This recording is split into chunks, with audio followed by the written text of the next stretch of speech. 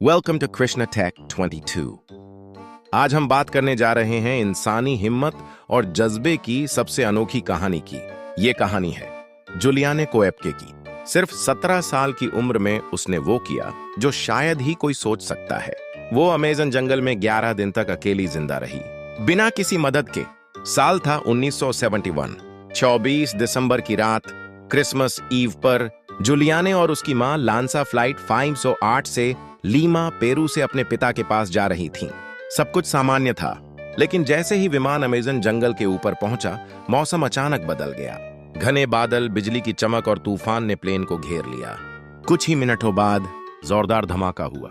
बिजली सीधी विमान पर गिरी और वो हवा में ही टुकड़े टुकड़े हो गया।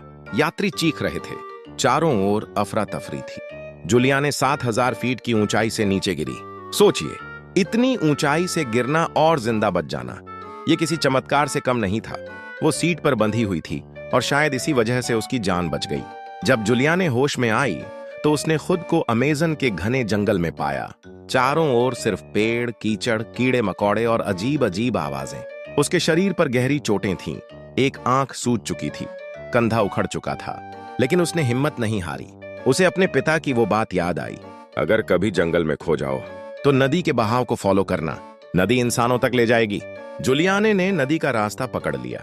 दिन में जलती धूप और रात में खौफनाक अंधेरा, लेकिन उसने सफर जारी रखा। खाने को कुछ नहीं था।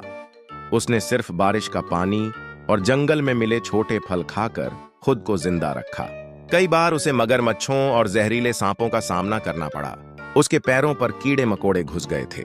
इतना दर्द था कि वो रोना चाहती थी, लेकिन रोने से भी ताकत कम हो जाती। उसने हिम्मत रखी और आगे बढ़ती रही। आखिरकार 11 दिन बाद जुलियाने को लकड़ी की एक झोपड़ी दिखाई दी। वो लड़खड़ाते कदमों से वहां पहुंची और बेहोश हो गई। कुछ स्थानीय लकड़हारे वहां आए और उसे देखकर दंग रह गए। उन्होंने तुरंत उसकी मदद की और पास के गांव ले गए। वहां से उसे अस्पताल पहुंचाया गया और आखिरकार वो मौत से जंग जीत गई। जुलियाने इस हादसे की अकेली सर्वाइवर थी।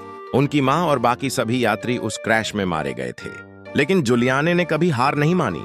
बाद में उन्होंने जीव विज्ञान, ज़ूलॉजी में पढ़ाई की और अमेज़न के जंगलों पर रिसर्चर बनी। उन्होंने अपनी कहानी एक किताब when I fell from the sky में भी लिखी, जो आज भी लोगों को इंसानी हिम्मत और जज्बे की मिसाल देती है। दोस्तों, जुलियाने कोएप्के की ये सच्ची कहानी हमें सिखाती है कि जिंदगी चाहे कितनी भी मुश्किल क्यों ना हो, अगर इंसान हिम्मत रखे और उम्मीद न छोड़े तो मौत को भी हराया जा सकता है। अगर आपको ये कहानी प्रेरणादायक लगी हो तो वीडियो को लाइक करें, चैनल को सब्सक्राइब करें और इस हिम्मत की दास्तान को अपने दोस्तों तक पहुंचाएं, क्योंकि जिंदगी